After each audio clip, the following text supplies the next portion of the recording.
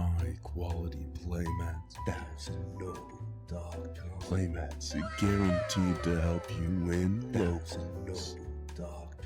Visit 1000noble.com. Playmats not actually guaranteed to help you win locals. Look cool, maybe, but not help you win. Not at all. Not even close, but maybe. Hello, everybody. My name is Connor, and welcome into a Charlotte Pudding versus Jewelry Bonney match.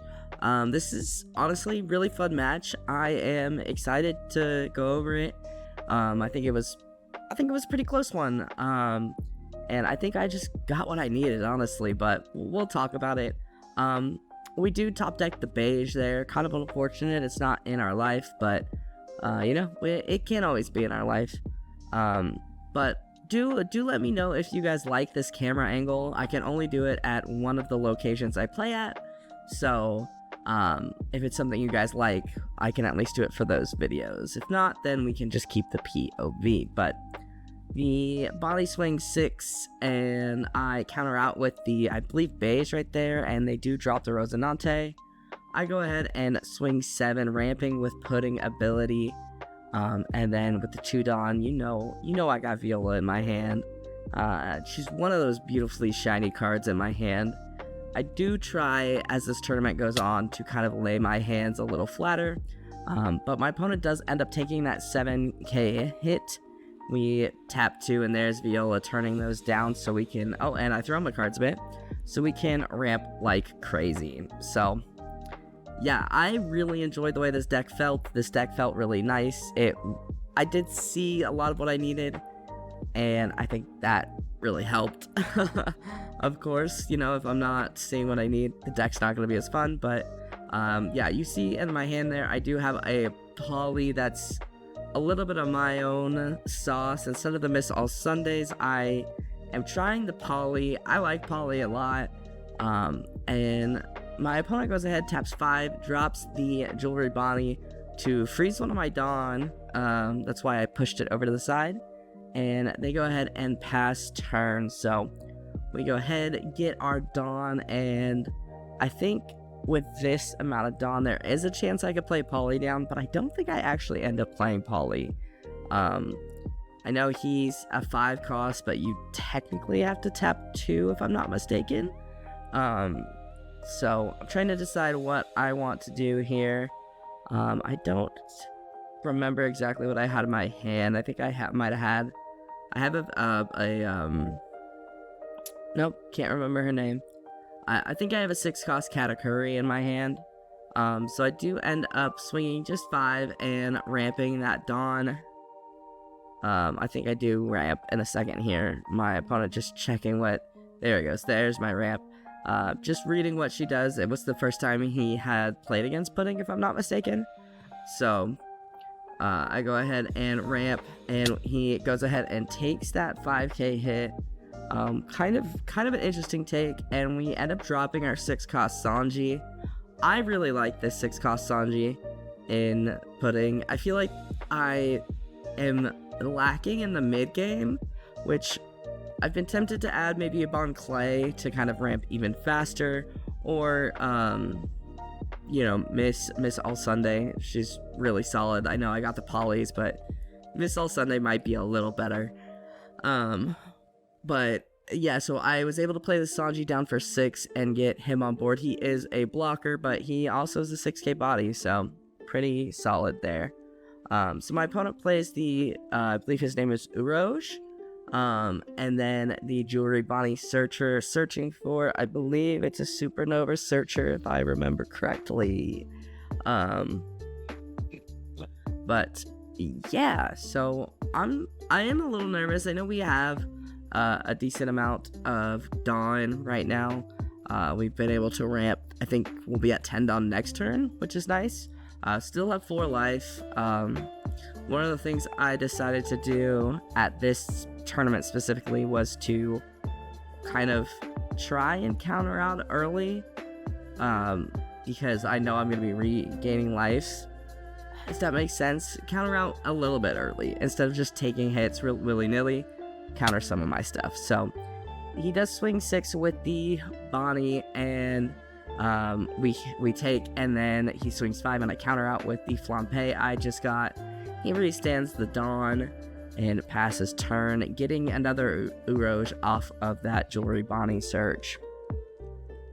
So here I'm thinking, okay, what can I do here? So I decide to go ahead and swing 6. I swing the Sanji, figuring he would tap my blocker, or he could tap my leader, which would be another, an attack down. But he does counter out and taps my leader, so Bonney stays alive. I am definitely a little nervous about these blockers. I'm thinking about dropping the poly. I'm trying to decide if it's worth dropping poly. But I do think I go ahead and I drop the 9 Mom. 9 Mom really carried me, I'm not gonna lie. I end up discarding poly off the 9 Mom ability to heal a life, and I end up putting Bonney at the bottom of my opponent's life. I think I was gonna put, if Bonney died, I think I was gonna put Uroge at the bottom of his life, I think. That would probably be my choice, just to have one less blocker. But you know what, Bonnie's got no counter, and I personally really love putting no counter cards at the bottom of the life. Because like if I drop another 9 Mom and slip another non-counter, like when he's hoping for counter, he's not getting it.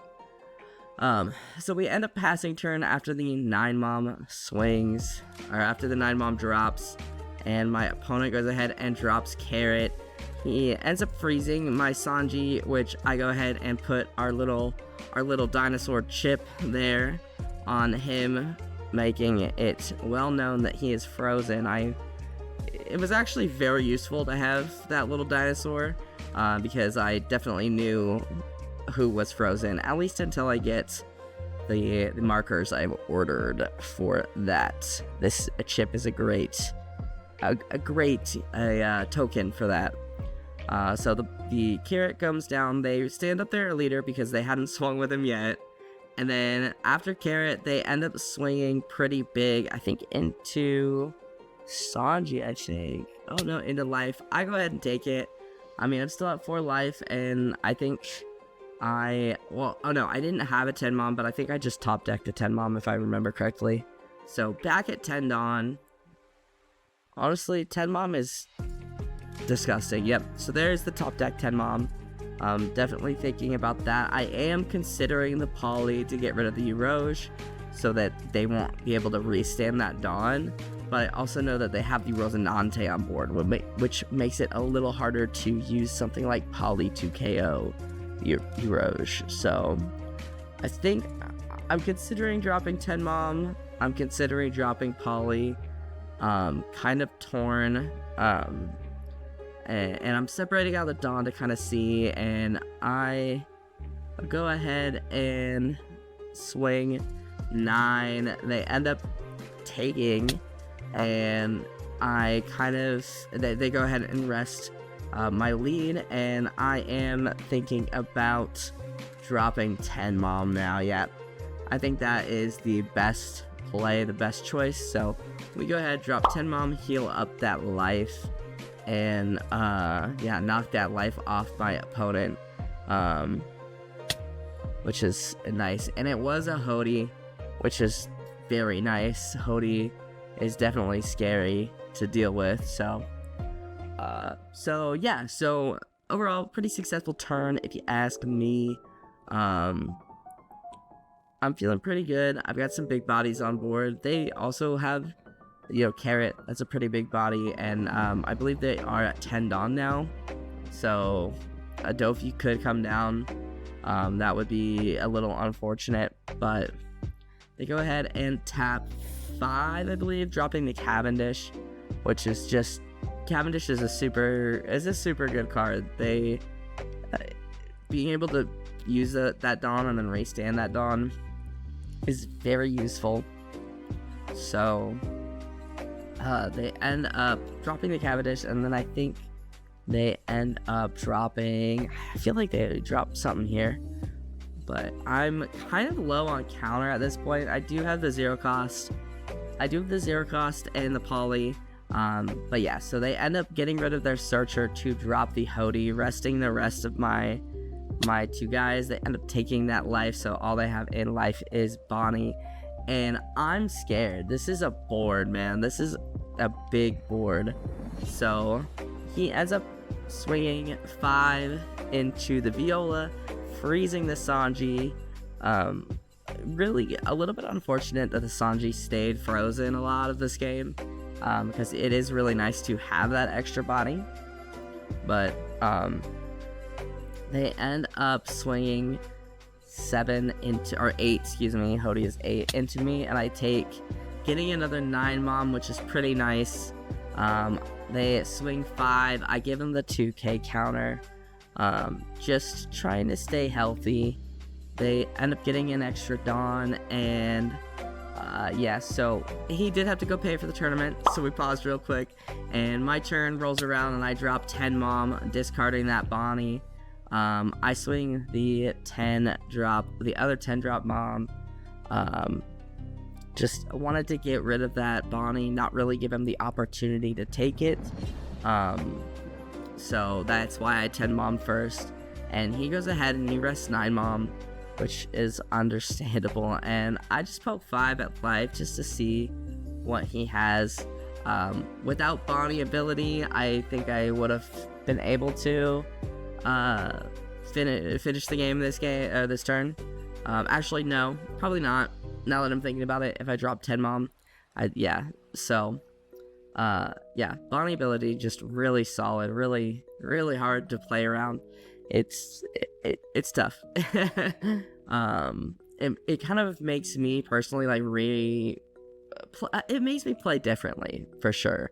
Which, I mean, saying that out loud sounds kind of stupid, but you guys hear me. You understand me. So this is actually a really scary board to be staring down as anybody, I think. But he does go ahead and he drops the 10 drop Dofi, freezing, and he goes ahead and he's saying like, let's freeze Sanji and the 2 big moms, and then he's like, hold on, wait, can I change it? And this isn't even in the tournament, this is prior to locals, so he freezes. So this was actually really great of him. I really liked this play. I mean, I didn't like it because it was against me, but he uses 10 drop to freeze the 2 big moms and leader, and then swings carrot to freeze Sanji, and I am sweating bullets at this point. So he swings the carrot, and I go ahead and 2k out with a Capone, I believe is what I just saw. He swings, what is his name? Cavendish, 2k out. He swings Hody, I get a 0 cost event. Kind of unfortunate it's down at the bottom of my life, but he then swings 5 here, and I go ahead and take this.